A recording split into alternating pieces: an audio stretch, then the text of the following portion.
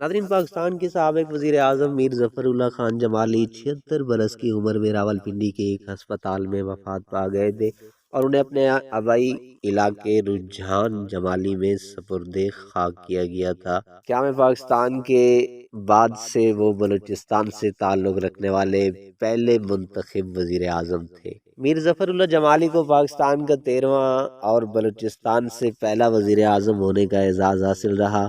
ناظرین، میر ظفر اللہ جمالی کا گھرانہ مسلم لیگ سے تعلق رکھتا تھا۔ ان کے چچا جعفر خان جمالی محمد علی جناح اور بعد میں ان کی بہن فاطمہ جناح کے قریب رہے۔ ظفر اللہ جمالی کا دعویٰ تھا کہ ان کے چچا نے فاطمہ جناح کو رضامند کیا تھا کہ وہ ایوب خان کے خلاف انتخاب لڑیں، جبکہ اس سے قبل وہ خواجہ نظم الدین اور حسین شہید سہروردی کو انکار کر چکی تھیں۔ میر ظفر اللہ جمالی نے فاطمہ جناح کے انتخابی دورے کے وقت ان کے گارڈ کے طور پر بھی فرائض سر انجام دیے اور بعد میں ان کے پولنگ ایجنٹ بھی مقرر ہوئے۔ ناظرین، میر ظفر اللہ جمالی نے شان و شوکت کے بجائے سادہ زندگی گزاری اور کسی کو ذاتی اور سیاسی طور پر رنج نہیں پہنچایا۔ پی ٹی وی کے سابق ایم ڈی اختر وقار عظیم اپنی یادداشتوں میں لکھتے ہیں کہ سادگی کے معاملے میں وزیر اعظم میر ظفر اللہ جمالی کم نہ تھے۔ عام دینوں کی طرح وزارت عظمیٰ کے زمانے میں بھی ان کے مزاج اور رہن سہن میں سادگی برقرار رہی۔ وہ جتنے عرصے وزیر اعظم رہے، ان کی بیوی بچوں نے وزیر اعظم ہاؤس کا رخ نہیں کیا۔ بدستور کراچی کے گلشن اقبال میں وہ اپنے گھر میں مقیم رہے۔ ان کے گھر کے پاس سیکیورٹی کا کوئی بھرپور انتظام نہیں تھا۔ ایک بار وزیر اعظم کراچی میں ہی تھے کہ کسی ہنگامی نوعیت کے معاملے پر کون سے خطاب کرنے کی ضرورت پڑ گئی۔ وزیر اعظم کے گھر پر ہی ریکارڈنگ کا وقت طے ہو گیا۔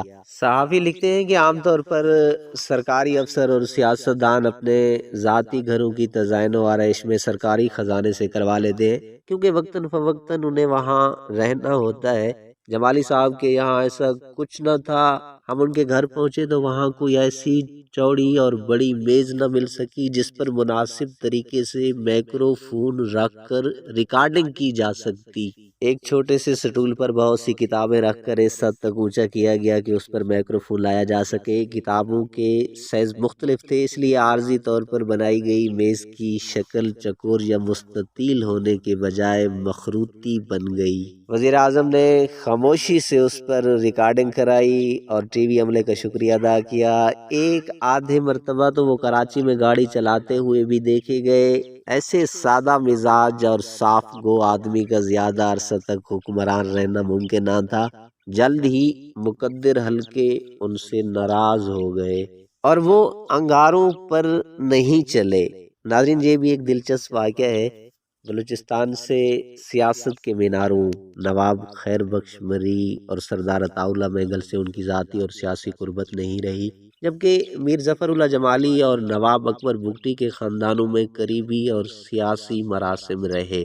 لیکن 1992 میں اکبر بگٹی کے دوسرے بیٹے سلال بگٹی کوچہ میں ایک حملے میں ہلاکت کے سبب جمالی اور بگٹی کے تعلقات بدل گئے۔ چودھری شجاعت حسین لکھتے ہیں کہ اکبر بگٹی ظفر اللہ جمالی کو بھی اپنے بیٹے کے قتل کا ذمہ دار سمجھتے تھے۔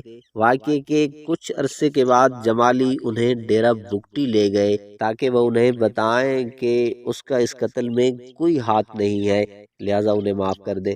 چودھری شجاعت حسین لکھتے ہیں کہ بگٹی مجھے دوسرے کمرے میں لے گئے اور کہا کہ جمالی کے ساتھ کیا سلوک کیا جائے۔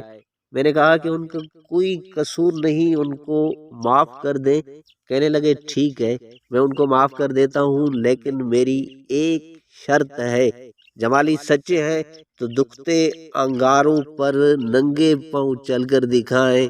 جب یہ بات ظفر اللہ جمالی کے علم میں آئی تو انہوں نے دکھتے انگاروں پر چلنے سے معذرت کر لی تھی۔ ناظرین، ہماری اس کہانی کے بارے میں ایک کومنٹ ضرور دیجیے گا۔